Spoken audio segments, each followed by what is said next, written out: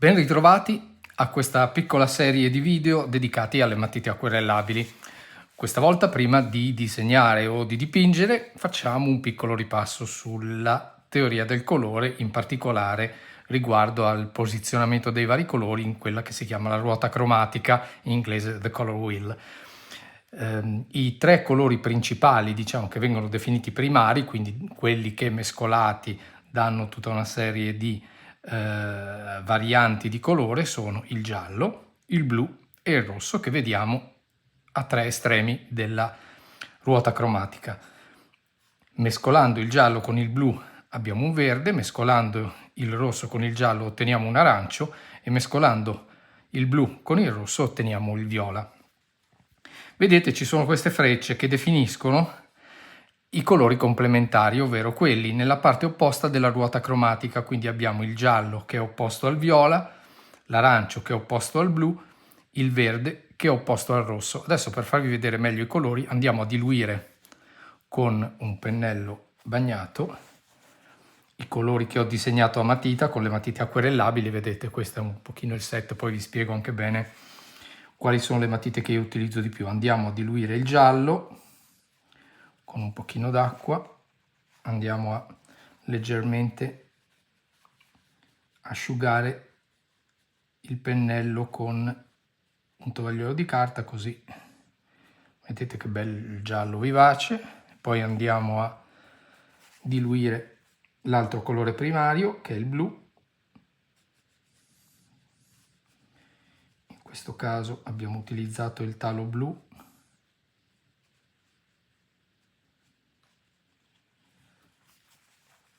E il giallo di cadmio e il rosso scarlatto, che sono definiti dalla Faber-Castell, che è una marca di matite colorate che io utilizzo spesso, come i tre colori primari nella loro selezione di matite colorate. Quindi ecco, vedete, adesso i colori hanno preso proprio la loro vivacità. Andiamo poi a mescolarli. Come si fa per mescolare due colori? Con le matite acquerellabili si sovrappongono i due pigmenti e poi si va a diluirli insieme, quindi i due pigmenti si sovrappongono e si mescolano l'uno con l'altro, dando origine al colore intermedio. Eccolo qua, un arancio. Andiamo a picchettare un pochino sulla superficie in modo che abbiamo un colore più uniforme. Andiamo a vedere il verde e queste tonalità, vedete, queste tonalità diventano più orientate in un primario o in un altro a seconda di quanto pigmento inseriamo. Cioè, se inseriamo più azzurro, il verde tenderà più a un colore freddo, perché l'azzurro è un colore freddo. Se ci inseriamo più giallo sarà un verde un po' più caldo, perché il giallo essenzialmente è un colore che viene definito caldo. Andiamo a mescolare il rosso e il blu e otteniamo un bel viola, vedete? Anche qui la percentuale e la tonalità di viola dipende da quanto rosso in percentuale e quanto blu inseriamo nella mescola dei due colori. Oltre a questi ci sono dei colori che mi aiutano molto quando io dipingo, perché hanno una combinazione interessante per realizzare i colori, quelli che definiamo neutri, ovvero i grigi. Ci sono due colori in particolare che mescolati ottengono tutta una serie di varianti di grigio: il blu oltremare, blu ultramarino in inglese, il terra d'ombra bruciata o il raw amber in inglese. Andiamo a diluire il blu ultramarine, eccolo qui. Andiamo a diluire anche la terra d'ombra bruciata, che vedete è un marrone un po' scuro. Una volta che noi sovrapponiamo i due colori, vanno a annullarsi a vicenda, creando un colore più neutro. Vedete, è un grigio. Anche qui abbiamo la possibilità di creare delle varie tonalità di grigio, più caldo se inseriamo più marrone o più freddo se inseriamo più blu. Oltre a questo, possiamo utilizzare, a seconda poi anche del dipinto che realizziamo, una serie di colori aggiuntivi. Possono essere utili perché in genere aiutano con le ombreggiature, perché hanno una serie di tonalità scure che aiutano in qualche modo ad associarsi con i colori più brillanti. Ad esempio il verde oliva, che aiuta ad avere una serie di tonalità per chi disegna anche nel settore botanico. Un verde è un verde caldo, quindi partendo da un giallo a molto giallo, un po' di blu e anche una parte più scura. Poi l'indaco scuro, che è un colore che si pone tra il blu e il viola, vedete? Il color seppia, che al contrario si pone di più su una tonalità più calda, verso un marrone, però un marrone molto neutro, che sembra un pochino il marrone, quello che abbiamo ottenuto con la mescolanza di blu oltremare e terra d'ombra bruciata. E poi il grigio di Payne, che è un grigio, anche qui un grigio freddo. Quando io parlo di grigi freddi vuol dire che rimangono più da questo lato della scala cromatica, invece da questo lato sono i colori caldi. Soprattutto qui, ecco, qui sono i colori definiti caldi, qui iniziamo ad avere i colori un po' più freddi. Vedete che ci sono anche delle A. Le A definiscono i colori analoghi tra loro. Cosa vuol dire? Vuol dire che quando mescoliamo i colori vicini tra loro nella ruota cromatica abbiamo un abbinamento di colori molto armonico, perché sono appunto molto simili. Se noi andiamo a mescolare un pochino l'arancio con il rosso, dobbiamo prima un po' pulire il pennello, ma se andiamo a mescolare i due colori tra loro abbiamo un colore intermedio che risulta molto armonico. Non abbiamo delle tonalità molto forti di distacco tra una tinta e l'altra, proprio perché, vedete, si mescolano bene e hanno delle componenti molto simili tra loro. Proviamo anche con il blu e il viola. Vedete le matite acquerellabili come sono molto versatili anche per le mescolanze, diventano molto semplici e interessanti anche quando dobbiamo utilizzarle quasi come un acquerello. Se invece vogliamo creare delle mescolanze molto aggressive, andiamo ad accostare i due colori complementari tra loro. Questo cosa vuol dire? Li andiamo ad accostare e abbiamo appunto un accostamento molto forte. Se andiamo a mescolarli tra di loro, andiamo a indebolire entrambi, quindi otterremo una serie di grigi. Facciamo un piccolo esempio adesso su un disegno molto basico di un tulipano che ho realizzato qui per un piccolo test di esempio, così vi mostro anche la tecnica di come utilizzo le matite colorate e poi andiamo a stendere l'acquerello. Prima di tutto facciamo una prima stesura, anzi potremmo iniziare molto leggermente a stendere il rosso. Ho scelto un papavero perché contiene sia il rosso che il verde, che anche delle tonalità di blu, e quindi possiamo già iniziare a utilizzare un pochino le varie mescolanze. Vedete che in questo caso io sto colorando in maniera molto leggera, non sto premendo molto sulla carta, proprio perché questo è il primo livello di colore. Però posso già iniziare a creare un pochino di ombreggiatura, quindi le parti che sono un po' più in ombra, vedete qui, posso andare a ripassare di nuovo con la matita creando un po' di transizione tra lo scuro della parte centrale del papavero, vedete, e la parte in luce, perché la luce arriva da qui, quindi tutta la parte dei petali superiori deve essere in luce, la parte in ombra invece è qui e quindi avremo tutta questa parte un po' più scura, quindi anche qui nel petalo andremo a lavorare molto sullo scuro. Per avere un effetto realistico è proprio utile lavorare sulle luci e sulle ombre, perché così il nostro occhio, che è abituato a percepirle, le vede in modo naturale. Anche qui creiamo una sorta di sfumatura nella parte inferiore di questo petalo, così ci aiuta anche a evidenziare la parte superiore del petalo davanti. Ecco qua. Noi possiamo fare anche una cosa del genere, essendo che questo papavero può essere rosso ma ha anche delle componenti un po' azzurre, possiamo inserire un azzurro molto leggero in modo da far diventare, vi ricordate, quando sommiamo il rosso con l'azzurro abbiamo un viola, quindi una parte di papavero potrebbe avere una piccola sfumatura viola, che poi quando andiamo a mescolare i colori non è molto percepibile, però funziona.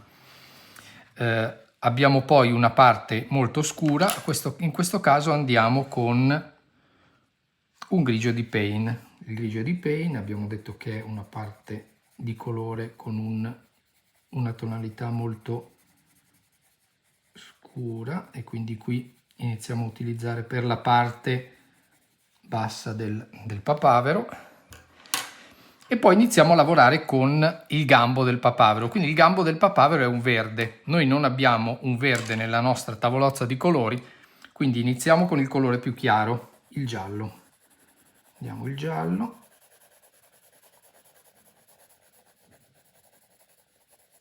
e poi ci mescoliamo l'azzurro. Vedete già che in questa prima mescolanza l'azzurro inizia a mescolarsi, a unirsi con il giallo, facendo già un po' di verde. Ho lasciato la parte centrale un po' più chiara perché poi ci aiuta ad ottenere un effetto tridimensionale. Se vogliamo poi aggiungere un verde un po' più scuro per avere appunto l'effetto di ombra, utilizziamo in questo caso questo verde oliva che ci può aiutare. Quindi questa è la tonalità base del papavero. Andiamo ancora a riempire un pochino qui, perché comunque i papaveri hanno un bel rosso acceso, e di conseguenza se noi andiamo a scurire questa parte dobbiamo intensificare anche la parte qui in ombra. A questo punto pennello in mano e iniziamo ad attivare, come vi spiegavo in un altro video, i vari colori. Partiamo sempre dalla parte più luminosa, perché altrimenti andiamo a contaminare il colore con la parte scura. Quindi partiamo nella parte luminosa e pian piano, vedete, con il pennello sto trascinando il colore nella parte scura. Trascinando il colore nella parte scura andiamo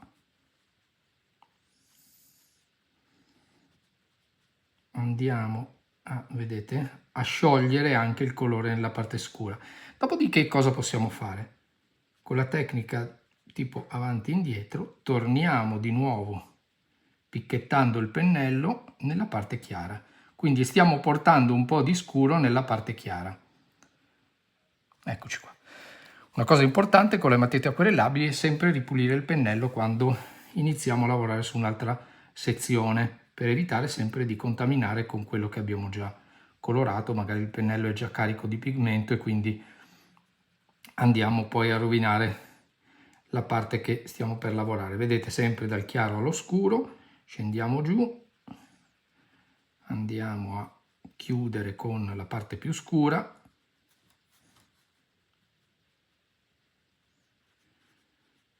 e scendiamo in basso. Torniamo su, come dicevamo prima, avanti e indietro, andiamo a picchettare un pochino e abbiamo qui. Se ci accorgiamo che questa parte, ad esempio, del petalo è troppo carica, possiamo bagnare di nuovo il pennello, asciugarlo un attimo e asportare, vedete, tolgo sempre acqua e asporto un pochino il colore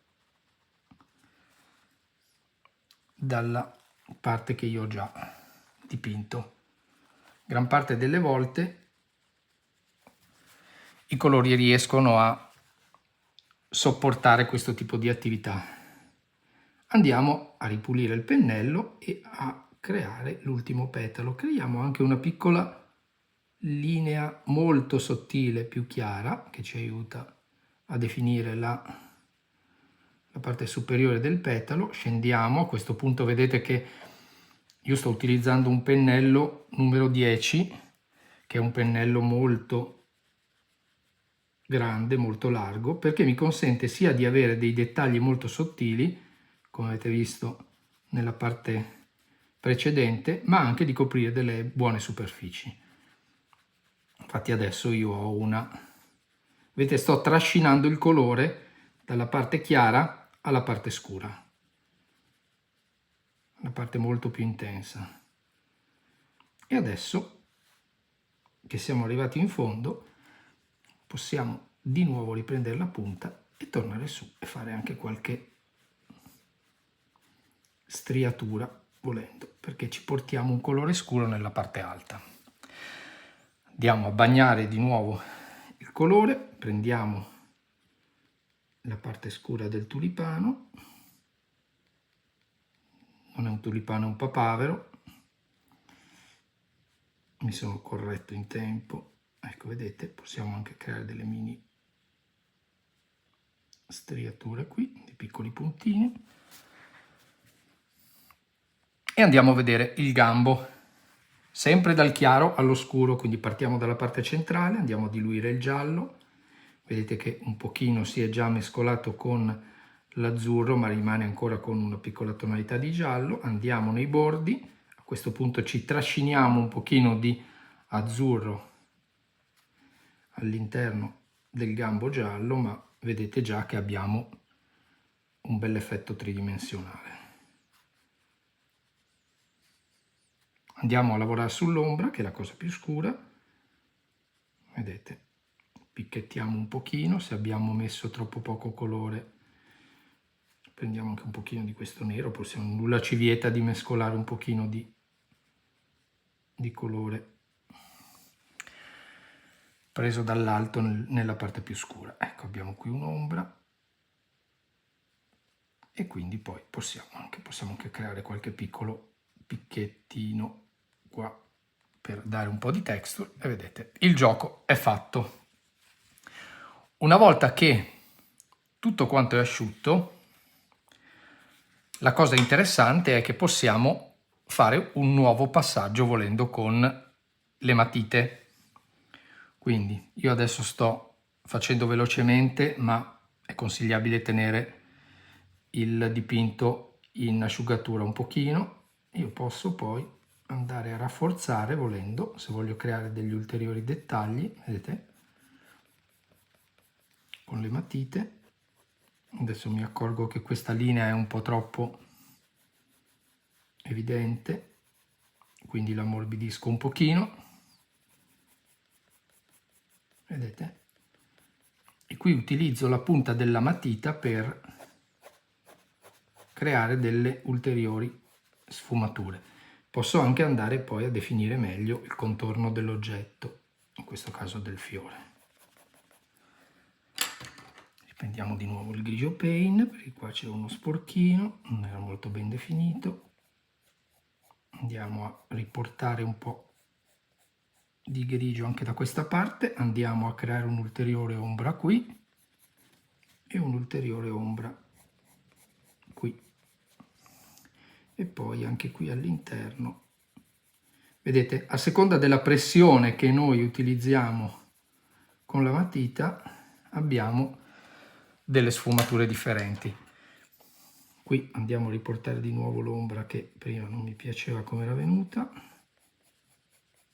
L'ombra è più forte qui perché ovviamente c'è la parte del fiore in alto, la corolla, che fa ombra sul gambo, sullo stelo, e poi possiamo fare con la punta della matita i vari,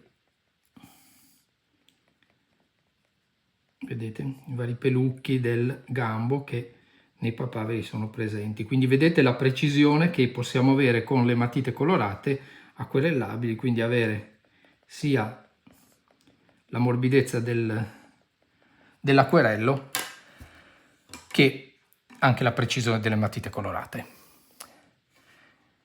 Ecco fatto. Buon lavoro e spero vogliate provare anche voi questo tipo di disegno. A presto!